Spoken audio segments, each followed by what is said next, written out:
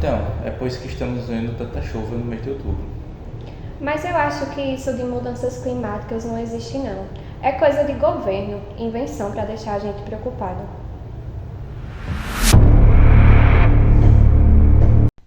Nos últimos anos, parece que o clima enlouqueceu.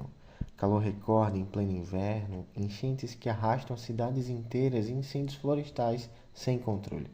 E a pergunta que não quer calar: será que isso tudo é coincidência ou estamos realmente mudando o clima do planeta? Muita gente ainda duvida das mudanças climáticas. Elas dizem que o planeta sempre mudou e o clima sempre foi diferente. É verdade, naturalmente o planeta passou por mudanças, mas agora isso é diferente. É muito mais rápido, muito mais intenso e principalmente as mudanças climáticas são causadas por nós. Então, mas para explicar melhor, vamos entender qual a diferença entre clima e tempo. Praticamente eu vou trazer uma analogia aqui para você. O tempo seria os registros que ocorrem durante o dia e o clima seria a análise desses registros com o passar dos meses. No ano 2023, exatamente numa sexta-feira, dia 17 de novembro, ocorreu um marco histórico nas mudanças climáticas, onde os níveis pré-industriais ultrapassou de 2 graus Celsius para 2,07 graus Celsius. Mas, exatamente como ocorrem as mudanças climáticas e como essas projeções são feitas? As mudanças climáticas são alterações duradouras que ocorrem no planeta. Essas mudanças estão relacionadas a aspectos como chuvas em grande quantidade, mudança de clima, temperatura, e tudo isso está relacionado de forma natural. No entanto, essas mudanças climáticas ocorrem ao longo de séculos, e isso está sendo agravado com a ação humana. Essas mudanças climáticas podem acontecer por diversos aspectos. Naturalmente, elas acontecem por vulcanismo, ou então alteração da radiação solar. Entretanto, a ação humana vem intensificando esse processo. E isso a gente consegue ver, claro, com diversas notícias que vem acometendo todos nós. A falta de consciência humana agrava a velocidade do aquecimento global. Por isso é tão importante as projeções climáticas. As projeções climáticas são uma análise do que pode ocorrer futuramente com o clima, de acordo com as ações humanas. E essas projeções não vêm do nada. Ela ocorre através de dados que ocorreram no passado e no presente. Por isso, pesquisadores estudam e analisam essas projeções para identificar o que pode ocorrer no futuro. Essas projeções são realizadas com base em programas computacionais muito complexos. Esses programas eles analisam diversos modos de interação. Um deles é a interação entre oceanos, clima, terra e vegetação.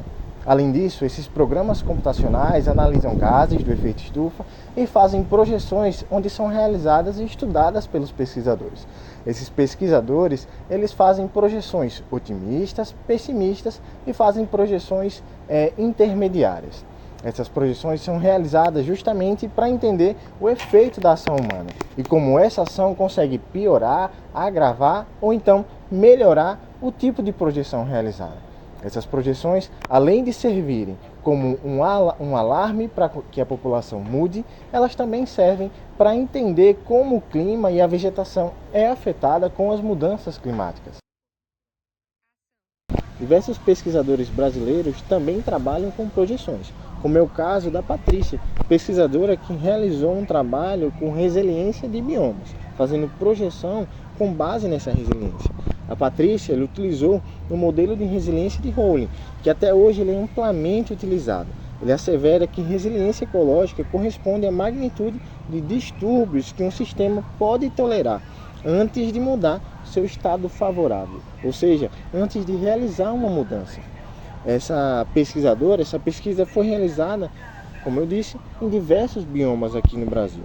Ao longo de gradientes ambientais que foram observados, como as temperaturas e precipitações, ela observou que, teoricamente, essas mudanças gradativas das condições ambientais podem fazer com que os ecossistemas, como um dos casos mais conhecidos da Amazônia, acaba perdendo sua resiliência, ou seja, acabem mudando o seu estado ecofisiológico presente naquele ambiente, consequentemente comprometendo sua estrutura funcional. E ela também traz como foco principal a resposta que a Amazônia tem através desse aquecimento global, né? Cerca apenas de 1,5 graus Celsius traz como resultado uma redução de chuvas, podendo ocorrer até uma redução de 1.500 milímetros no ano. E por conta disso, pode ocorrer morte de árvores ou até mesmo degradação do solo, por conta de apenas 1,5 graus Celsius de aumento dessa temperatura nesse ambiente. Como ocorre principalmente nas imagens que está aparecendo aqui, a diferença que ocorreu de tempos entre a Amazônia. Essas projeções realizadas pela Patrícia indicam que dessa forma a floresta ela tende a diminuir. Essa diminuição de precipitação e da umidade da floresta acabam comprometendo sua resiliência. Esse cenário ele já tem sido relatado por diversos pesquisadores. Além disso, o resultado acaba resultando em maior mortalidade das árvores. Como foi visto no mapa, a gente acaba tendo uma perda do ambiente, do espaço da Amazônia. Essa redução da biomassa florestal e aumento da ocorrência de incêndios, como foi demonstrado por Patrícia, elas acabam culminando na perda da biodiversidade e na degradação dos serviços dos ecossistemas, perdendo seu espaço no ambiente, reduzindo o tamanho da Amazônia. Por isso é tão importante o estudo sobre desequilíbrio climático. Exatamente. Por isso a gente entende pesquisa sobre projeções. Essas projeções não servem apenas para o nosso futuro. Diversas pessoas no passado também utilizaram projeções para entender como estaria o clima hoje em dia, como é o caso do pesquisador e ganhador do Prêmio Nobel de Física, o Dr. Manabe. Manabe, em suas pesquisas, projetou que com o aumento do dióxido de carbono também ocorreria um aumento da temperatura no mundo. E, de fato, essa projeção se concretizou. Apesar da simplicidade, o modelo de Manabe reproduziu bem o clima da Terra. Ele mostrou ainda que dobrar a concentração de dióxido de carbono levaria a um aquecimento de cerca de 3 graus. Essa estimativa, publicada em 1967, praticamente não mudou desde então e corresponde ao que observamos na atualidade. O planeta já percorreu metade desse caminho com um aumento de 1,2 graus Celsius, exatamente dentro da faixa prevista pelo pesquisador. Outros gases de efeito estufa, como o metano e a resposta mais lenta dos oceanos ao aquecimento global, também influenciam a elevação das temperaturas, mas a conclusão geral se mantém. Manabe acertou a sensibilidade do clima na Terra. Além disso, Manabe também projetou a diferença entre terra e oceano nos anos de 1970. Manabe começou a acoplar seu modelo atmosférico ao primeiro modelo dinâmico global dos oceanos, desenvolvido pelo pesquisador Kirk Bryan. Por volta de 1990, o pesquisador Manabe e Bryan usaram esse modelo acoplado atmosférico-oceano para simular o aquecimento global em uma geografia realista, incluindo a circulação oceânica. Isso levou a uma série de descobertas, entre elas a de que continentes aquecem mais do que os oceanos em uma proposta de 1,5 vezes.